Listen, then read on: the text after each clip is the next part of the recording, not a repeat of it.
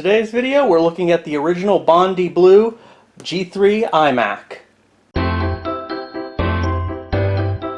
We got 20-minute videos on old technology, computers, laser discs, and some CDs. We got two little dogs licking their balls on the screen, and now it's time for the show. Alright, so yeah, I did do a video, it was a while ago, a couple years maybe, and that was on the G3 iMac. That was one of the later models, the slot loader. This is the original tray loading model, and I thought they were different enough that it's kind of worth its own video. Now this is the very original one, and I hope I'm pronouncing it right. It's in the color Bondi or Bondi Blue. All of the first ones were in that one color, and this is a revision A, so this is the very first of the first types of iMac. So there was a couple revisions that came out that had slight differences. There was a revision B, C, and a D of the first kind of the first generation of the iMac. So this is the very first, and this was just kind of given to me. At the time I didn't even want it, and the guy was just kind of like, you got to take it or it's just going to get thrown in the garbage. People, with the CRT built in, people don't even recycling places won't even take them a lot of the times, or they charge you a fee to recycle it. And the guy just, he pretty much forced it on me, and I was like, oh, okay. And then, I was like, well, it is a tray loader, so it would be cool to have a look at it, since it is like the original G3 iMac that came out. So I am kind of happy that it ended up being forced on me, I guess.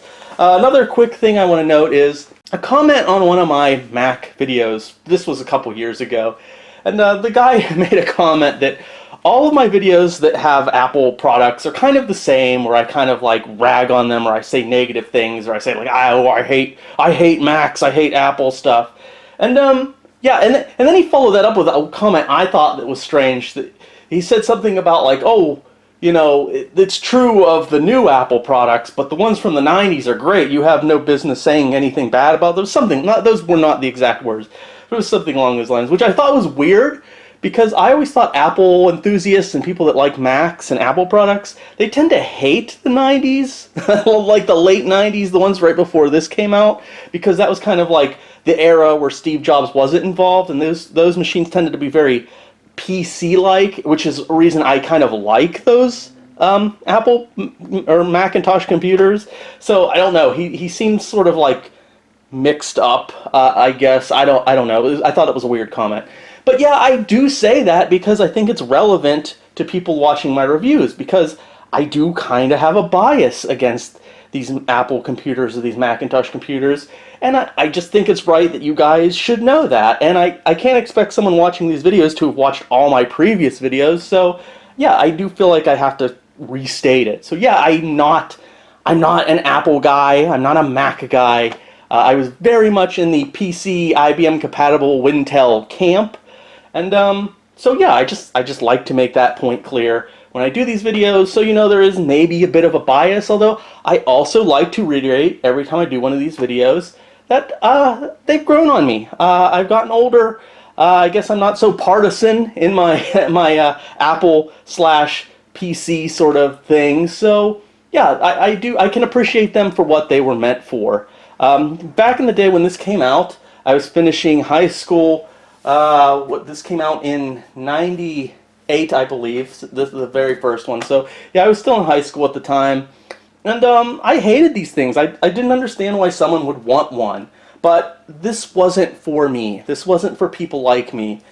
These kind of machines were more of an appliance. They were made for user friendliness and simplicity. Like a microwave or something like that, or even a television. You just take it home and plug it in, and it kind of works. Everything's built in. It's not for... You can game on these. You can certainly game on these, but these were not for hardcore gamers, computer gamers. These really weren't for hardcore tinkerers that like to open up and modify and overclock. This was for someone that just wanted to surf the internet, do their homework, moms or dads that didn't really know much about computers, and they just wanted something that they could put in the corner and, play a casual game now and then, or surf the internet, or do their taxes, or something like that. I'm not trying to minimize it. It's very versatile. You can do pretty much anything that you can do on a computer, but it's just, or they're both computers, but a regular PC. But it's just more focused towards just being user-friendly and not tinkering or hardcore gaming. So let's take a look at this thing really quick. As I said, again, pronunciation, I don't know if it's Bondi or Bondi Blue. I'm sure 10 people will correct me in the comments, but here it is. And this is the screen. It is, I believe it's a 15-inch screen. It goes up to, it's a CRT. I believe it goes up to 1024 by 768. And let's look down here. Okay, so it's called the tray loader because these first ones have a tray that comes out instead of a slot where you put the CD in and it sort of sucks it in and auto loads it. This is more of a standard tray loading mechanism where the tray comes out. This one is broke. Again, one of my complaints with a lot of Apple computers and Macintoshes is they used a lot of plastic and sort of toolless designs, and they get, over the years, they get a little brittle. And this little plate, it broke off. So, but it's okay because the drive doesn't work anyways. Thankfully, they have USB ports, and you can just use a USB CD drive, and you're fine. It doesn't look so pretty, but you can do that. But yeah, it doesn't work anyways. I believe it's a 24 times CD drive. Don't quote me on that though. Power button. These are the speakers. On this machine, the speakers still work. The foam around the speakers tends to rot over time or dry out, and it messes them up. But these ones actually still sound very good. Here's the infrared port. This was removed pretty early on in the G3 iMac. I believe it was revision C. It might have been as early as revision B, but I'm pretty sure it was revision C. If you want more specifics that are, I'd suggest checking the blog where I have this all down pat. I'm just kind of running off memory right now, and there's a lot of little differences between revisions. So if you want like certainty, I would check the blog. The link will be in the description. Nope, there he goes. He's actually not doing very well. I don't like to talk about personal life things here, but I'm hoping I don't have a bad channel update since he is kind of the unofficial mascot of the channel. But he's doing okay now. He's not feeling so great though. It's been a bad week for him. He's on a lot of meds right now, but we got some potentially not good news about him, but hopefully he'll be okay. Anyways, back to the computer here. We have two audio outputs here, 1/8 jack, I believe, and this is pretty cool. This is for, it has a little headphone symbol, but this is cool. So you can have two people at once plug in headphones, and two people could be listening to it with headphones at the same time. I don't know, it's kind of neat. It's a pretty cool thing. I believe one of these or both were removed or repositioned on later ones. I don't really remember exactly. Here we have the keyboard. Pretty standard, but it does have the same matching color, that blue, Bondi or Bondi Blue, and this comes down like that.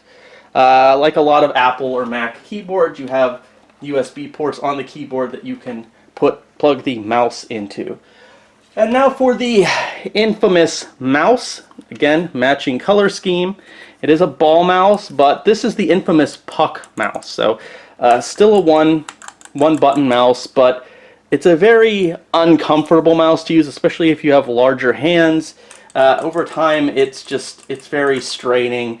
And I would suggest, even though it's nice to have it and it matches, and if you're just using it as a display piece, you probably kind of want the matching original mouse. But if you're actually using it, I'd highly suggest just using another mouse, like an Apple Pro mouse or something like that. It's USB. Replacing the mouse isn't much.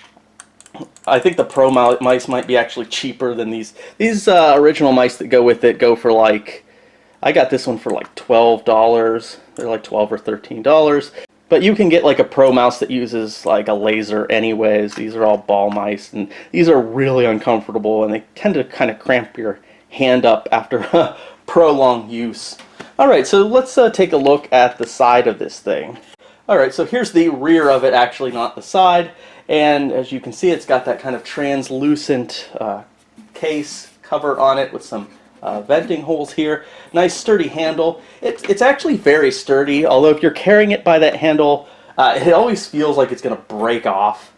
It probably won't. It is very sturdy. It can more or less handle the weight, but I wouldn't just carry it by the handle. I'd probably have a hand under it or something. It always just, in my head, it always feels like it's going to pop off. Unlike later G3 iMacs, there's no VGA out, which can be a bit of a bummer if your monitor dies. Just the standard power connector. Can't really see it well, but it's about here. So let's turn it to the side. It's got a very nice design. I can kind of appreciate the design now. Doesn't really leave much room for expansion, almost no room for expansion, but it is a nice little compact design with a lot built in. Right here, you can open this up. This comes right out, and it's a convenient hole and slots here for your wires to come out. And this is where our ports are. So let's take a look. All right, so here we are in that little compartment area. We have two audio jacks. We have one for a microphone and one for external speakers. Two USB ports. I believe these are USB 1.1. Ethernet jack and a modem jack. So nothing too weird. Pretty standard stuff in there. But right here, with this cover screwed on it, is pretty interesting. Now, again, pronunciation. This is a mezzanine slot. Mezzanine. I, again, don't know how to pronounce it. I'm sure many of you will let me know the correct pronunciation. Although I actually would appreciate it this time around because I don't know how to pronounce it. But anyways, this was kind of meant for internal use. Apple just kind of meant this to use in-house, I guess. But third parties came along and they found other uses for it. So apparently there are third-party Scuzzy adapters. And there's even a third-party adapter that adds Voodoo 2 support, which I found extremely interesting. I've never seen any of these in person. I've never even seen any of these cards that are compatible with this slot on eBay or even a picture, really. So I'm assuming they're pretty rare. I don't know if there's any accelerators or anything for that slot, but yeah, there are weird third-party devices, I guess, that do use that slot. The one I find really interesting is the one that adds a Voodoo 2 card. I would actually really love to get my hands on one of those, but I'm sure they're really rare and probably prohibitively expensive. So yeah, but just so you know, it's there. And I also believe this is a slot that was also removed pretty early on with revisions. I don't know if this slot was here all through the tray loaders. I'm almost positive they removed it with the slot loaders. But yeah, this is something that did get removed fairly early on. Alright, so let's open it up. Inside, it's actually a little bit different, well, a good bit different from the slot loader. Alright, so here's the underneath. Of course, we have this little stand for, tilting it up or standing it up a little bit. It's nice. This whole section actually comes out. That's a little bit different. In my opinion, it's maybe a little simpler than the slot loading iMac. With that one, there was like kind of a metal mesh. You took off the plastic undercase. There's a little metal mesh you had to unscrew and take off. This one, it starts off, you just got that screw here. There's a little handle here, and this section just kind of, you pull it off. Alright, so here we are with that removed. Now, don't pull back, pull up when you're taking that off. Probably should have filmed that part, but yeah, it's a little bit different here than with the slot loaders, the later slot loaders. Here's our CD drive. I could replace this drive, and I'd pretty much have a fully working stock unit for the most part. These you can get for about, I think they're about $30 to $35 on eBay. But I'm not really, I don't know if I'm going to bother. I know I have a friend that really wants an original G3 iMac. I might just give this to him and let him deal with it. Because I probably wouldn't use this machine. This would just be more of a collecting piece for me. So I don't know if I want to put in $30 just to replace the CD drive, especially when I just have an external USB CD drive. Yeah, connector here and here. In here. So to remove this, it's kind of neat because this whole, it's like a tray and it slides out. It's just a completely separate piece from the CRT, which is nice when you're working on it. So you just want to remove these little connectors, and there's like a screw there, and 2 more, I believe. Oh boy, I don't remember. I think it's these 2 screws, and then you pull. Yeah, these 2 screws here, and then here, and then you kind of pull it. This is kind of fragile, so you might want to get a good grip and just pull it out. All right, so those screws are removed. That's removed. There's this too. These are disconnected, and these are disconnected. So then you just want to sort of slide it out. I've already slid this thing out and messed around with it, so it's a little bit easy right now to do it. You want to make sure these are out of the way. So I'm just going to pull this thing out and we'll take a look at it. So here it is with the motherboard sort of section removed.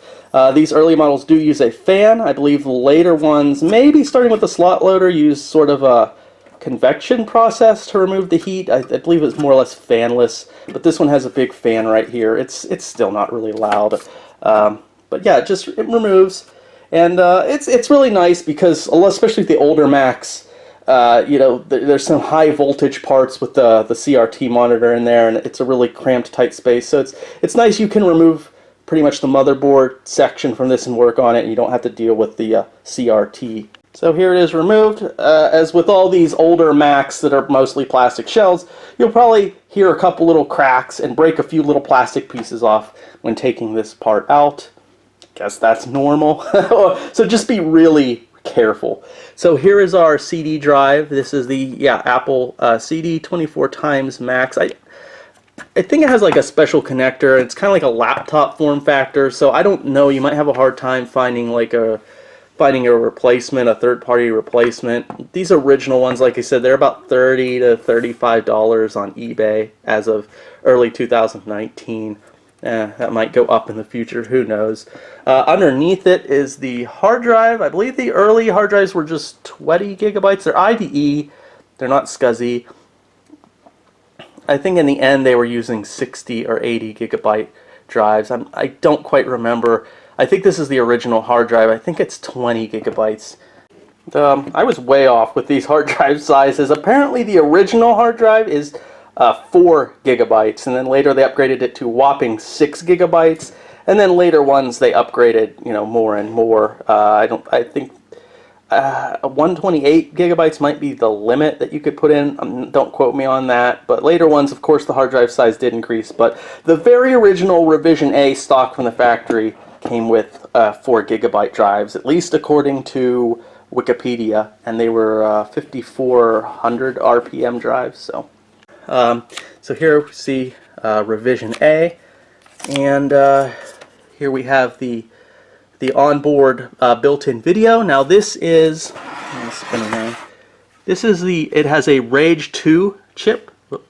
A Rage 2C chip. Now this was changed very early on to a Rage 2 Pro, I believe. That was in Revision B. So it didn't use this for very long. So this, you can pretty much definitely tell it's a Revision A when it has the Rage 2C chip. Again, not a bad chip. You would expect, Apple used a lot of these ATI Rage GPUs in most of their Macs from this time period. So it's still very capable. You can still game on this, but yeah, I believe this was only Revision A. They changed this to the Pro very quickly. Built-in RAM, I believe it's 2 megabytes of SG RAM, and you can expand it to 6 megabytes with a little RAM expander that you would put here, but I believe it's 2 that's built in. Here's the PRAM. You always want to change the PRAM, kind of like your CMOS battery on a IBM PC. It does pretty much the same thing. Opti Firelink, I believe this controls the USB ports and those kind of things. Crystal, I'm guessing this is the sound chip right here from Crystal. Nothing special. Macs generally aren't known for their sound capabilities. They can be really good, but at least they're not known for, you can add different sound cards. Generally, I think they made a sound blaster for Macintoshes, but it didn't do well. They usually just have some kind of built-in sound. And okay, so right here on these early ones, this is sort of like another little daughter card. And on these early ones, you have the RAM and the CPU on one this one daughter card. I'm not going to remove it, but here would be the G3 CPU. This is a 233 megahertz. That's what the first ones were. As the lines progressed, different revisions, they kicked it up. I think it went to 266, then they had a 300 megahertz. I think they went all the way up to 800 megahertz G3 CPU on the later slot loaders. So here's the RAM. It's on the same little daughter card as the CPU. This has been upgraded by the previous user. It originally came with 32 megabytes, but they added a 256 megabyte stick, so it's kind of an awkward 288 megabytes of RAM. I believe officially this supported 128 megabytes. Officially by Apple, that's as high as it's supported. But these first revisions, I believe, are expandable all the way up to 384 megabytes of RAM. It's PC 100 RAM. And that was another thing that I believe in Revision B, they upped the amount of RAM as well, of both what could be officially supported and what was unofficially supported. I think starting with Revision B, it was expandable up to 512 megabytes unofficially and 256 officially. So in case you're wondering, this was the solution I went with since the internal CD drive on that machine is dead and kind of busted the bezel. But functionally it's dead anyways. So this was really cheap. I got this off eBay for I think between $10 and $15, and it's just an external compact disc CD DVD drive. And it has two connections on the back, and one is just USB and the other is power, but you can also actually plug it into the G3, and the G3 it will power through the USB port, or you can get one of those little adapters where you can just plug it into a wall socket. So you can do either. Very simple, very cheap. It's probably not very durable, but it does the job. And you know, if you don't want to invest $30 to $40 for a replacement drive and then install replacement drive, that's a good way to go for quick fixes. And you can use this with any system with USB. Alright, so here I have it all set up. What's nice about these is you can set them up like almost anywhere. You just need literally one power cord, and I mean, you need the cables, the USB cables, to go for your keyboard and your mouse and stuff. But as far as plugging it in to outlets and stuff in external sources, for the most part you just need one power cord. So I set it up in the other room here on the coffee table just because it's a little awkward to use. I wanted to show this thing in action a little bit, and I'm right now out of space as far as my little work tables and setups, so I figure it'd be easier just to kind of set it up here, at least a little bit easier than setting it up on the floor. I'm not a cameraman, obviously, so I'm sorry if the lighting's a little bit off or too bright or too dim or the angle's weird. I apologize for that, but here we go. So we're going to turn it on here, just one button, and there we go. Now this has OS 9.2.2, I believe. And I don't remember if I mentioned earlier, but I think these originally came out with OS 8.2 maybe, something like that. And there we go. There's a little smiling Mac, if you can see, and 9.2.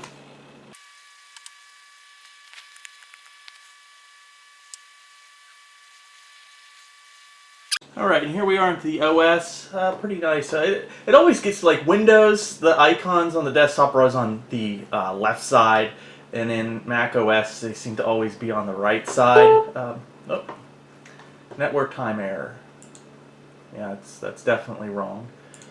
But I've already preloaded some games from CD. Like I said, the CD drive is dead, but I had that external USB drive, and I did use that, and I've already preloaded a couple games on here, not much. I just wanted to show this thing real quick in action. So I doubt you'll be able to see this, especially from the angle, but we have OS 9.2, 288 megabytes of built-in memory, virtual memory's off. I always turn virtual memory off. I've come across a couple games like Full Throttle that it screws with. System profile, I'm pretty sure you definitely can't see it from this angle and this small. ROM file version 8.2, boot version 3.0.f2, ROM revision 77D.45F6. Alright, So real quick, let's just look at some games and see how they run. I don't have too many on here at all, actually. So let's try Wolf 3D.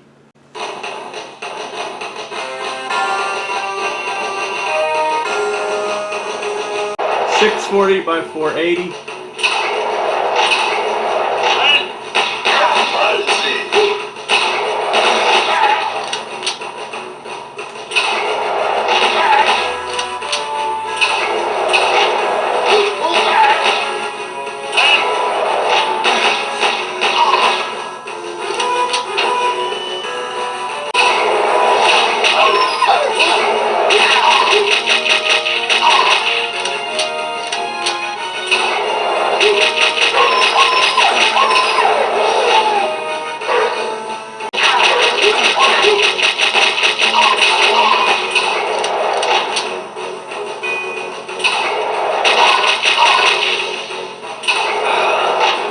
Try Duke Nukem 3D.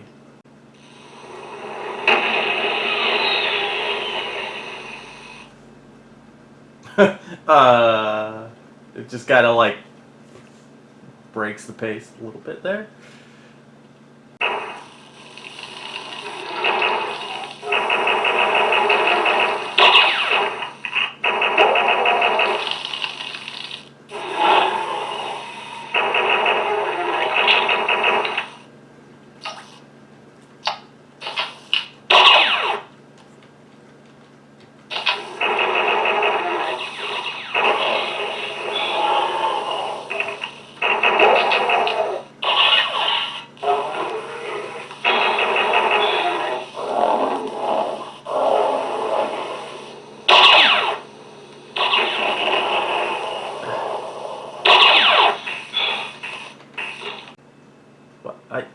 Who's Donna and why do I have her 2004 resume? Okay. Damage Incorporated.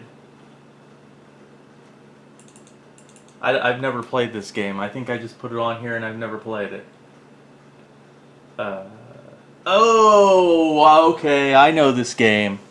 Oh, this is a kind of a weird first-person shooter. Okay.